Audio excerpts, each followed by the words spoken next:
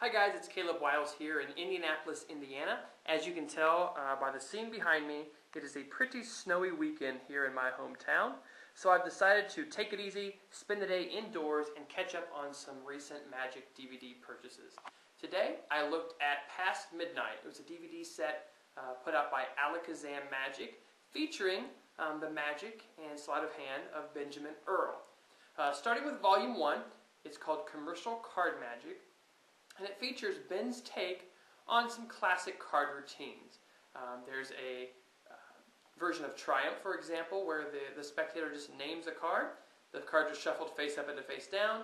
When the cards are spread out, of course, they've all righted themselves facing the same direction, except for one card, which is not the spectator's selection. But of course, in magical style, it changes into the named card. So it's very similar to a Jerry Sadowitz routine that's published a few years back.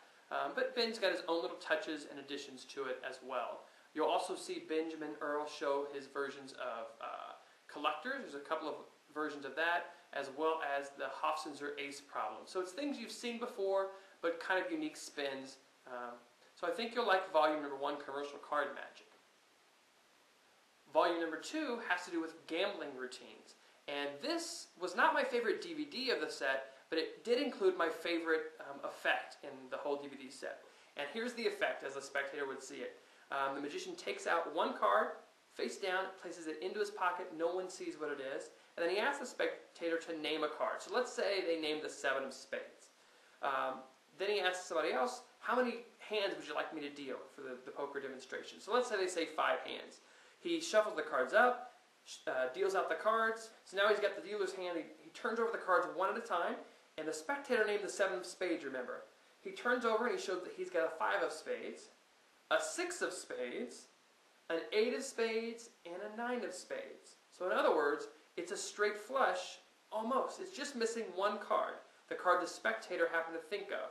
He reaches into his pocket and produces the card that was placed there before the routine began, turns it around to show the spectator's thought of card, the 7 of spades, which of course is needed to complete the straight flush. It's a blockbuster effect that mixes magic and mentalism and gambling sleight of hand all into one in a really interesting package. So I really like that routine in particular.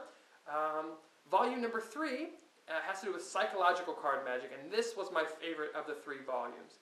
There were some things on here, just little touches on false shuffles and implanting these memories into the spectator's brain so that when they think back onto whatever your effect is in a week, a month, 6 months, they add these extra conditions that were not present in the real performance, but they've added them and they're convinced that they were as time moves on.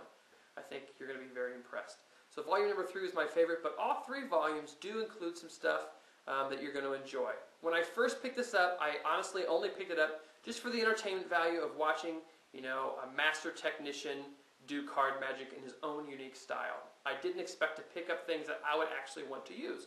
So I was pleasantly surprised. There's something on here for everybody. The DVD ranges from material that is self-working, with just basic sleight of hand, all the way up to really advanced stuff. Now, one word of warning. If you're picking this up because you see Benjamin Earl and you think, man, I want to look just like that guy, you got to realize it's going to take more than just picking this DVD set up and watching it a few times to be able to look like Benjamin Earl. He teaches the advanced sleight of hand, but he doesn't give you the exact fine details that you're going to need if you're a novice at this stuff. These kind of moves are the kind of things that you have to play around with for years on your own, with the practice time put in to see where it works for your hands, where your fingers need to be, which angle do you need to hold the deck, how much pressure to apply at this point.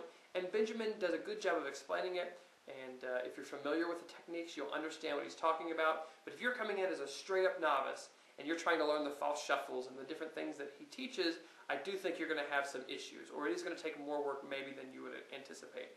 So, who would I recommend this DVD set for? Well, it depends on what you're looking for. If you're looking for the entertainment value of just watching a technician do his thing and seeing a unique style, I think everybody is going to want to pick this up for that reason alone.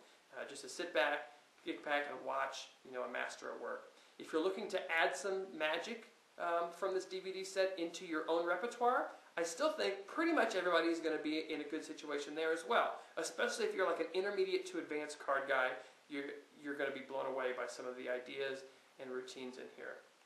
If you're a beginner though, you're probably not going to want to pick this up, and you probably guessed that just by watching Benjamin perform. It's probably going to be a little bit over your head, so unless you just want to pick it up for the entertainment value, you probably want to look elsewhere. But for most people, I think you're going to find a lot of value in Benjamin Earl's Past Midnight DVD set put out by Alakazam Magic.